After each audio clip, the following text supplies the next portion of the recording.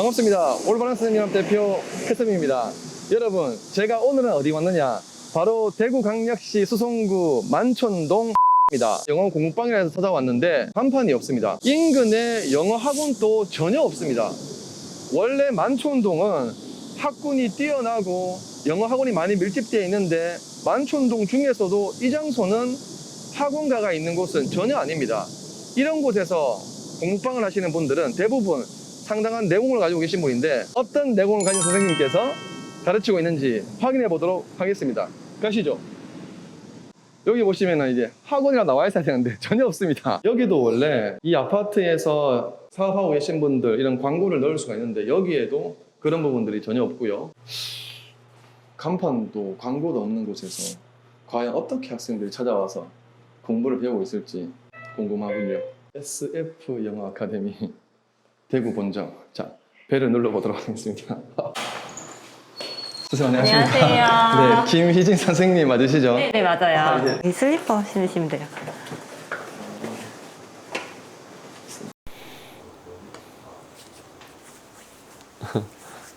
간단하게 소개를 한번 해주실 수 있으실까요? 안녕하세요. 저는 대구에서 SF 아카데미를 운영 중인 김희진이라고 합니다. 먼저 제가 집을 한번 둘러봐도 되겠습니까? 아, 네, 물론이죠. 여기는 뭐예요? 화장실이. 제가 또 화장실을 점검하지 않을 수가 없습니다. 한번 열어보도록 하겠습니다. 깨끗하게 되어져 있습니다. 음악이 나오네요. 저희가 수업 시간이 굉장히 좀 조용한 편인데 네. 아이들의 이제 그 소리를 지켜주기 위해서 네네네. 잠깐만요, 이거. 이거 이제 좋은 것 같습니다. 네, 꽃 모양이라고 요즘 아이들 인싸템이에요. 여기는 뭐예요? 자습할 수 있는 공간은 여기도 있고 이제 부엌에도 있고 그 다음에 거실에도 테이블이 2개 있어서 한쪽 테이블 아이들이 자습을 하고 있거든요. 공간을 좀 크게 앉는 걸 좋아해요. 이거는 뭡니까? 초등학생 아이들 같은 경우는 이제 영재 수업 때문에 이제 이걸 구매를 하게 됐는데 수업에 섞어서 이제 영어 단어와 같이 파닉스를 공부를 하기도 하고 보면은 일단 영어 게임도 있는데 그냥 일반 전략 게임들도 있거든요. 그래서 고등학생들 같은 경우에는 수업 마치고 한 번씩 저한테 도전을 거는 아이들이 있어요. 그러면 이제 도전을 또 받아주고. 어머, 되게 많으시네요. 이거는 뭐예요? 이거는 게임칩인데 약간 그 보드게임 한 느낌을 좀 더 살리기 위해서 플라스틱 게임칩을 구매했어요. 누가 온 것 같은데 학생인가요? 그런 것 같아요. 번호를 알고 있는 학생도 있습니까? 옛날에는 알았어요. 진짜 옛날에는 제가 결혼하지 않을 때는 알았었거든요. 애들이랑 같이 살았기 때문에 지금은 모릅니다. 코로나 전에는 저희가 간식을 정말 많이 먹었었거든요. 여름마다 거의 하루에 한 번씩 아이스크림을 먹고 제가 한 번씩 없는 요리 실력이지만 이렇게 데워주기만 하기도 하거든요. 그래서 아이들이랑 같이 이제 간식을 많이 해 먹었던 것 같아요. 주말에 따로 이제 아이들이 찾아오는 경우는 이제 같이 해 먹는데 그 외에는 사실 그런 시간은 안 되고 이제 그냥 만두 데워준다든지 사온 걸 데워준다든지 이런 식으로 이제 간식을 되게 많이 먹었었어요. 지금은 이제 또 그렇게는 못하고. 그러면 여기 중에서 강의는 어느 책상입니까? 제가 다 닫는 자리에만 이렇게 수업을 하고 있어요. 이거 좀 좋아 보입니다, 선생님. 네, 좀 좋습니다. 이런 거는 가격대는 어떻게 되나요? 그때 제가 샀을 때가 한 220만 원 정도였던 것 같아요. 그렇다고 엄청 비싼 거는 아닌 것 같습니다. 이런 거 보면은 비싼 거는 왜 몇 천만 원대도 있고. 맞아요. 저희는 이제 공부방이니까 사실 그렇게. 이게 이제 칠판 겸 아이들한테 강의를 할 때 사용하시는 것이군요. 네, 맞아요.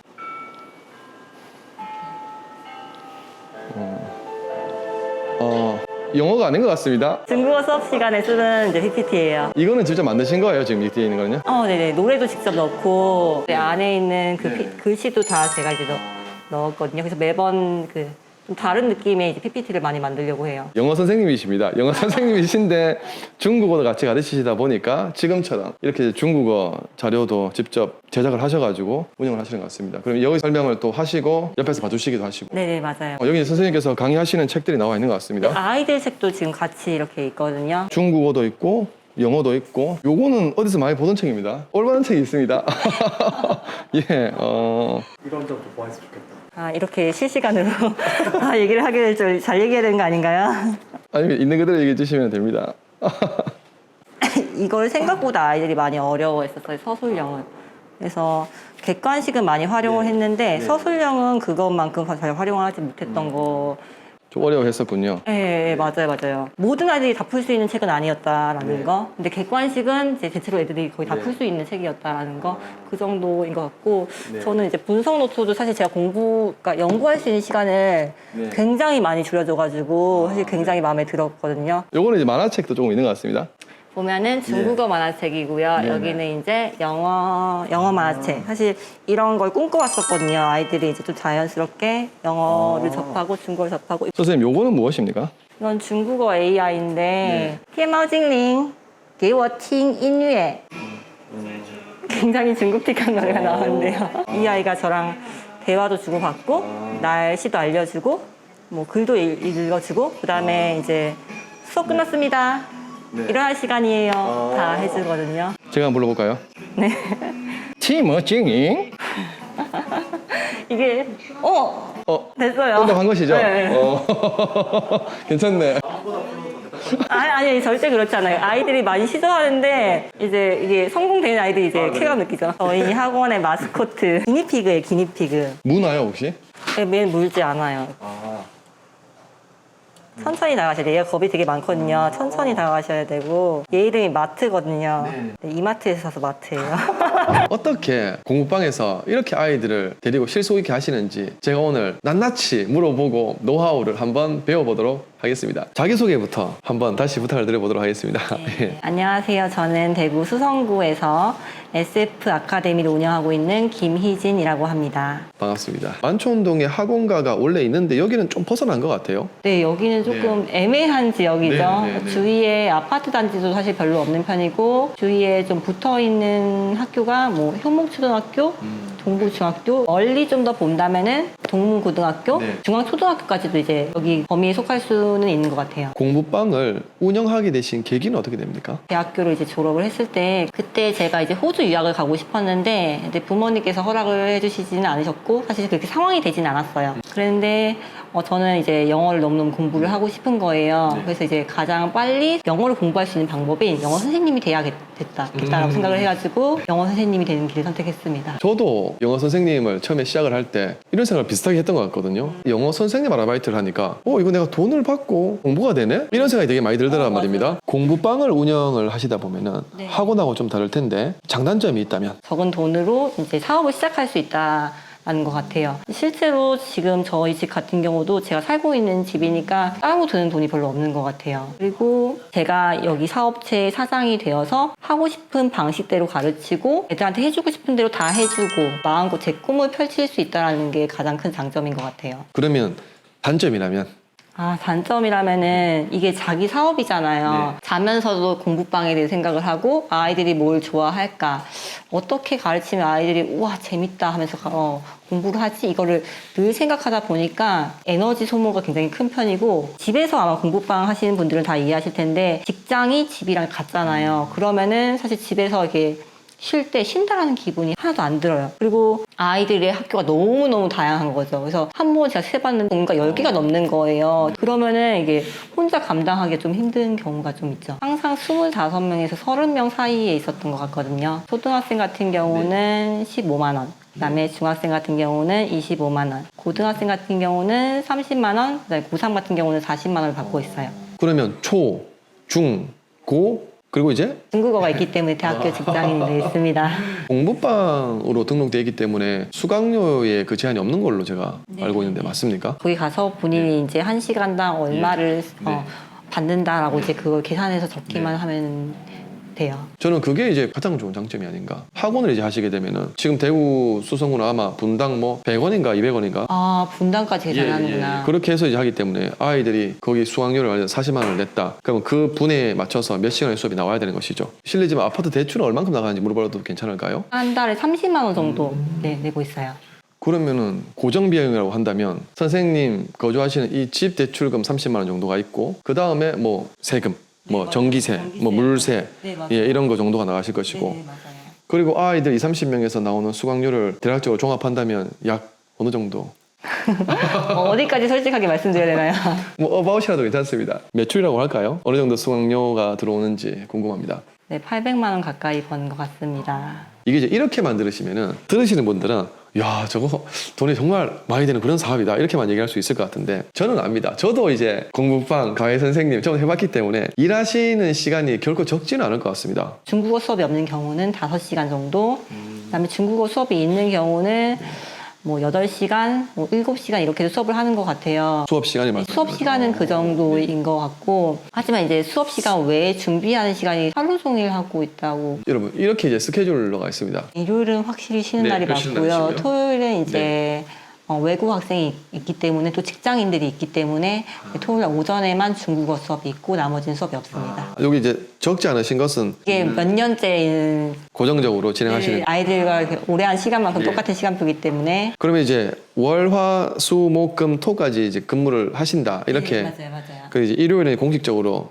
쉬는 날이시고 네, 맞아요. 그러면 아침에는 몇 시에 기상을 하시는지요? 보통 9시에 기상을 하고 한 새벽 3시쯤 이제 수업 이제 준비를 다 끝내고 이제 취침을 해요. 그럼 9시부터 수업이 있으신 건 아니실 거 아닙니까? 수업이 있지는 않은데 저도 이제 저를 개발을 해야 되기 때문에 아침에 전화 스페인어, 전화 영어, 저녁에는 전화 중국어 이런 식으로 제가 수업을 듣고 있죠. 오후는 몇 시부터 주로 수업을 시작하시는지? 1시에 시작한 날도 있고 3시 반에 시작한 날도 있고 보통 그 두 타임으로 나뉘는 것 같아요. 제가 오늘 정말 놀랬던 것이 외부에서 봤을 때 이 아파트에 공방이 있다 또는 이 길에 공방이 있다 또는 이쪽으로 올라가야 된다 이런 게 존재하는 것이 일반적일 텐데 그런 게 하나도 없습니다. 물론 입구에는 교육청에서 달아야 되기 때문에 네, 달아놓으신 건 있는데 도대체 어떻게 학생들을 모집하시는지 사실 모집을 한 번도 해본 적이 없고 간판을 한 번도 달아본 적이 없거든요. 제가 학습지를 했을 때가 아마 최초의 학생이었던 것 같고 이제 아이들이 학습지라는 그 회사 자체가 보통은 이제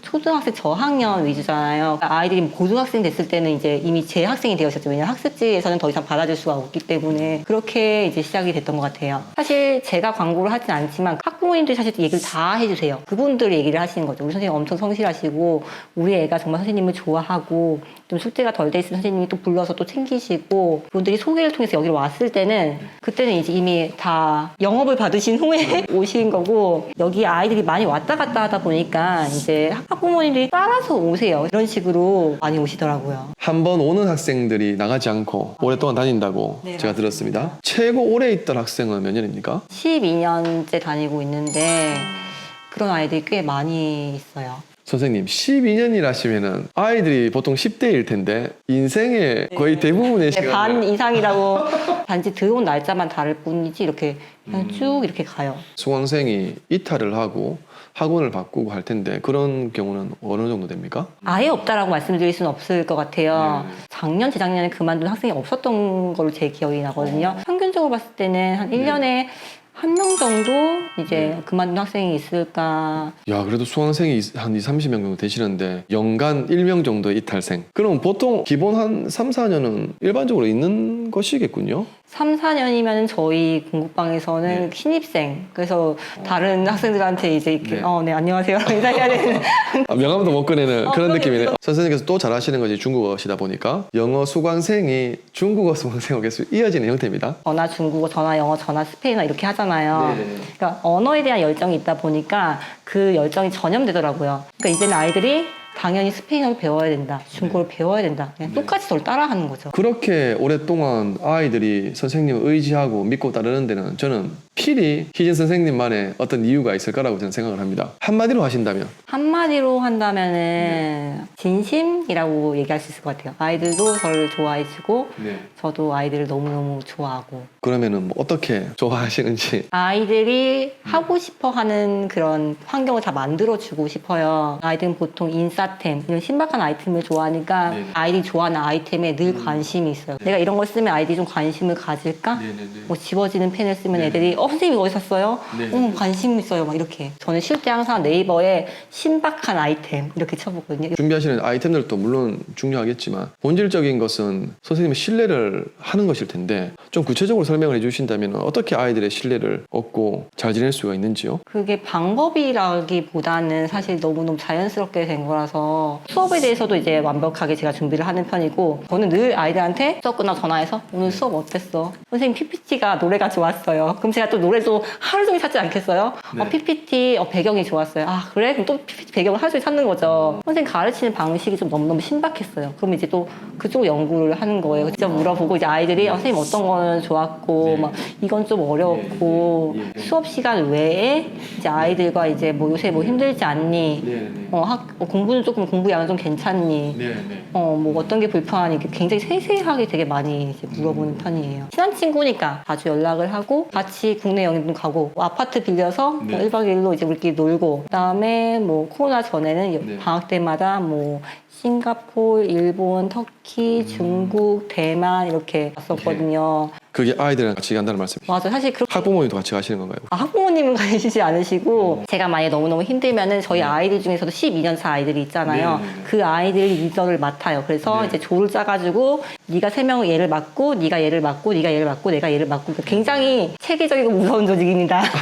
가끔 따라가는 거 아닌가요? 저희가 갔다 온 지가 한 7년, 8년 되지 않았을까요? 꽤 오래 갔다 온 것 같은데 한 명의 학생이 여러 번 따라가는 경우도 있었습니까? 그게 너무 좋았나 봐요. 한 번 간 애들을 찾기가 힘들 것 같아요. 아예 안 따라가는 학생이 있더라도 한 번 따라가는 애들은 없다 이런 얘기네요. 너무너무 가고 싶어서 예. 숙제도 열심히 해오고 네. 부모님께 잘하고 막 이런 식으로 그런 게 전혀 없었어요. 사실 제가 수업 시간에 굉장히 카리스마 있는 선생님이거든요. 제가 여기서 수업을 하는데 이 나머지 이렇게 테이블 이렇게 많은데 아이들이 정말 조용하다는 거는 제가 그만큼 분위기를 이제 잘 잡으려고 노력한다는 네. 거예요. 그래서 사실 그런 경우는 한 번도 없었던 것 같아요. 뭐 교만하는 순간에 한순간 망한다라고 생각을 저는 하거든요. 그렇기 때문에 항상 긴장을 해요. 그래서 만약에 그게 긴장을 놓쳤으면 아마 네. 그게 무너졌을 수도 있겠지만 어려운 점 중에 하나가 아이들한테 항상 완벽해야 된다는 거예요. 그 아이가 나의 생활, 생각, 나의 모든 걸 다 알고 있거든요. 그렇기 때문에 사실은 더 긴장을 해야지 그렇게 만들 수 있는 것 같아요. 학부모님들께서는 어떻게 신뢰를 형성하는지요? 이건 엄청난 꿀팁인데 자주 연락을 드려요. 학부모님들을 공부방에 보내면은 아이들이 공부를 완벽하게 한다라고 생각을 하세요. 1년 동안 완벽하게 이만큼 해서 이 정도 성적이 되겠다. 사실은 아이들은 학교 생활에서 좀 어려움이 있을 수도 있고 친구랑 싸워서 공부가 안 될 수도 있고 한동안 내가 어떤 과목을 공부했는데 성적이 안 나오는 거예요. 그럼 아이들이 이제 당분간 공부가 좀 하고 싶지 않겠죠. 근데 그런 부분들에 있어서 사실 제가 학부모님이랑 학생과 연결을 해주는 거예요. 아이들이 생각보다 부모님과 얘기를 많이 하지 않아요. 그런데 선생님인 제가 중간에서 얘가 요즘에 뭐가 힘들고 어떤 고민이 있고 이렇게 하면 학부모님이 물론 공부가 중요하다고 하지만 그 상황을 다 이해를 하시거든요. 하지만 학원 열심히 다닐 줄 알았는데 성적이 좀 떨어졌어. 그러면 이제 학부모님 입장에서 너무 황당하시겠죠. 근데 중간에 선생님이 지금 이 아이가 어떤 힘든 일이 있었어요. 그때 연락을 드린다면 사실 학부모님도 이제 자기 자식들 사랑하시고 다 이해하시기 때문에 서로 보완을 할 수 있고 서로 이제 그 문제를 해결해 나갈 수가 있어요. 만약에 학부모님만 만족했어요. 근데 학생이 너무 공부를 싫어해. 그러면 사실 그만두거든요. 학생이 너무너무 좋은데 학부모가 이 공부를 싫어해요.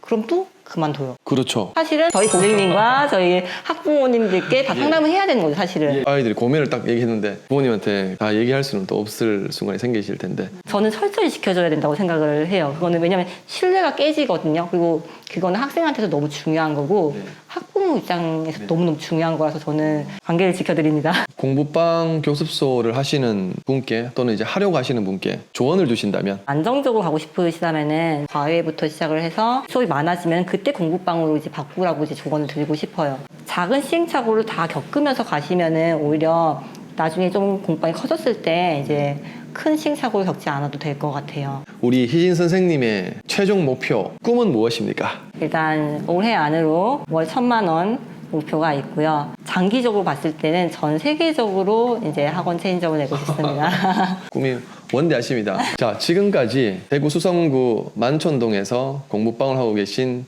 희진 선생님과 이야기를 나눠보았습니다. 오늘 저희의 영상이 도움이 되셨기를 바라면서 마무리를 한번 해보도록 하겠습니다.